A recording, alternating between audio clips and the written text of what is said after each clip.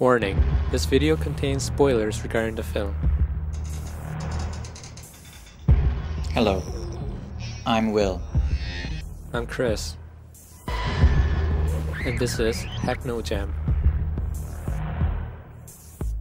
The first Fincher movie we'll be tapping into is Se7en.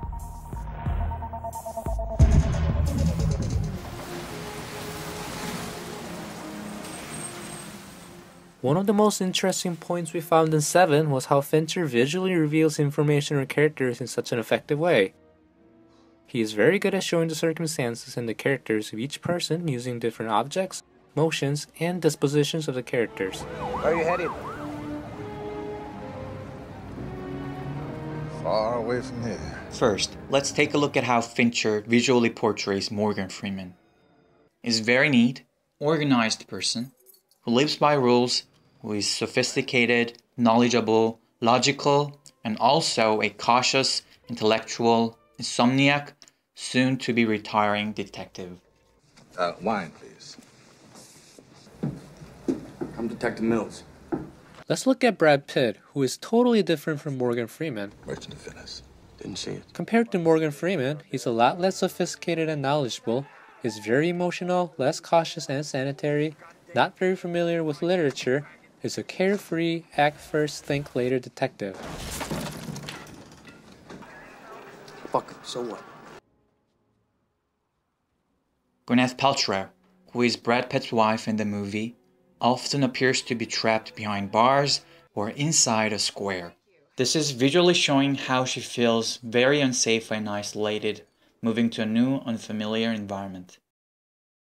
Excuse me. Hey, what Kevin Spacey, who is the antagonist, is a religious fanatic who is a precise, sly, brutal serial killer who feels no guilt whatsoever for the murders he committed. This is clearly shown throughout the whole film by being the most peaceful character in this whole chaos, almost never losing his composure and always keeping a smile. There are also some visual elements such as the cross, numbers, and other images that are hinting out how the ending will unfold. Another very masterful craft done by Fincher was shown in a shot where he used the third person in the scene to show and accentuate the tension and conflict between the two main characters. He used this method again to show the suspiciousness in the situation, which was very short, yet precise and effective. There's another really clever decision made by Fincher in the dinner scene at Brad Pitt and Gwyneth Paltrow's house. Fincher tries to shake things around to bridge the gap between Morgan Freeman and Brad Pitt, to get these two characters closer and to move them into one direction, and he does this by literally shaking the entire house by a subway train. It'll go away in a minute. The shaking house makes everyone laugh their asses off, and it becomes a starting point of the change in their relationship, which is clearly shown in Morgan Freeman's outfit, which is more loose and relaxed than before. We also found very interesting directing in cinematography, especially in camera movements. Fincher never moves his cameras just for style. His cameras are always about revealing information. Fincher used Dalian twice, once going slowly towards Morgan Freeman in bed at the sound of the metronome. The camera work in this scene emphasizes the fact that Morgan Freeman is a central figure in the film, and it also gives the viewer the feeling of being absorbed into the character's mind. The second Dalian happens in the library when Morgan Freeman is finding clues to prove that the murders indeed are connected to one another. The Dalian happens interchangeably with the shots of the contents of the books he's reading, and it is Fincher's way of telling us that Morgan Freeman is getting closer to the key to the serial murder and wants us to focus on his findings. Lastly, the dolly outs were used once to let us know the progress of the serial murder, and to intensify mysteriousness and fear going into Kevin Spacey's apartment, an unknown territory where anything could happen. Fincher is also known for using his cameras as just cameras. This is why it becomes more meaningful when Fincher actually decides to use handheld shots. There are very few handheld shots other than the chase scene. They were exclusively used to show the state of mind of the characters, which was why these handheld shots were more aggressive and intense than typical handheld shots. Fincher didn't just use the handheld shots in this scene either. In order to maximize the effect of it, while the detectives were shot handheld, he chose to shoot Kevin Spacey on a fixed tripod, And with this bold contrast, the fear and anxiety of the detectives were more drastically shown. Life of the baby inside of her. This very scene is the cornerstone of establishing the theme of the movie, of what can define as good and evil.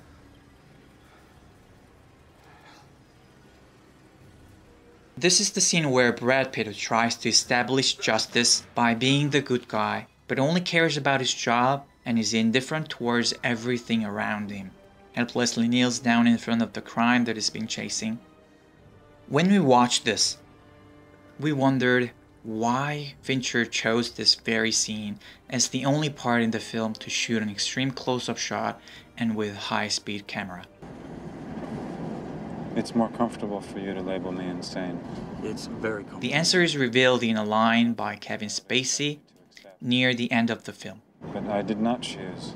I was chosen. Here, Fincher wants to reveal to us that this is the moment where Brad Pitt is chosen by Kevin Spacey.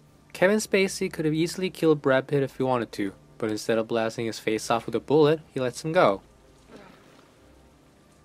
It's because he sees what Brad Pitt has in him. Why us? Says he admires you. He sees that he has potential to be used as a device to complete his murders and to prove that his murders are reasonable. It's in those eyes of yours, though. Nothing wrong with a man taking pleasure in his work. Kevin Spacey knew Brad Pitt would also feel sickened if he paid attention to the world he's in. Do you hear me, detective? I'm trying to tell you how much I admire you. And your pretty wife. Which is why he chose his wife as the victim to prove his logic. What'd you fucking say? One thing that Fincher obsessively pickpocketed was the way he utilized all backgrounds, middle grounds, and foregrounds of each shot to visualize the depth of the screen and make it as multidimensional as possible. In this, he uses character movements, background characters, or lightings to express this. Almost all the full shots were set up like this to show the depth of the shot, which shows how Fincher utilizes literally everything to make the most out of each shot. Hollywood is known for studying and attempting various ways to direct actors and utilize actor movement techniques, which can be clearly seen in Se7en also. This is the scene where Morgan Freeman and Brad Pitt talk, shortly after their first encounter. This was a well-executed scene, where their relationship was shown solely from their movements in the scene. During this scene, there are two attempts by two different extras to interfere Brad Pitt's movement, which completely changed the scene from a very dull one with two characters just walking along each other at the same pace to one with more dynamics and natural movements. Thumbs up, Fincher!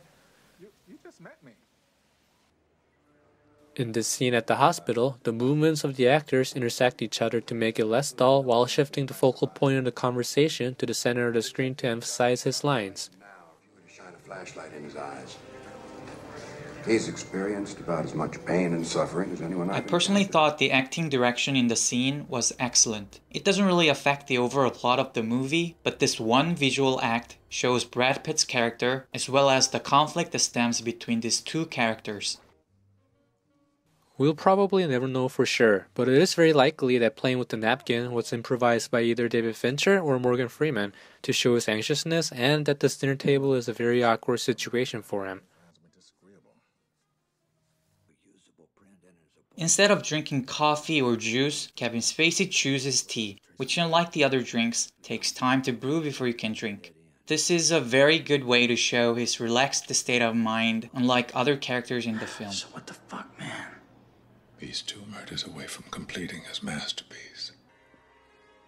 This is also a small part, but just putting a curtain to block the view and put him in danger of being shot was an excellent choice by the director to intensify and make the most out of the only chase scene of the film. The simple one act in this scene sums up and shows the character arc of Morgan Freeman. Very visual, precise, and effective.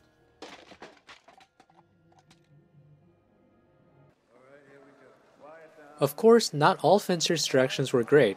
The most disappointing one was the detail of the rain, where it was very obvious that the rain was only being poured down on parts of the shot.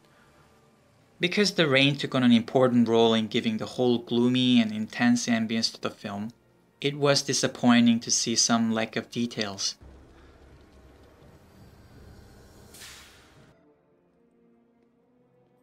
This is the scene where Morgan Freeman visits the library to find clues on the ongoing serial murder.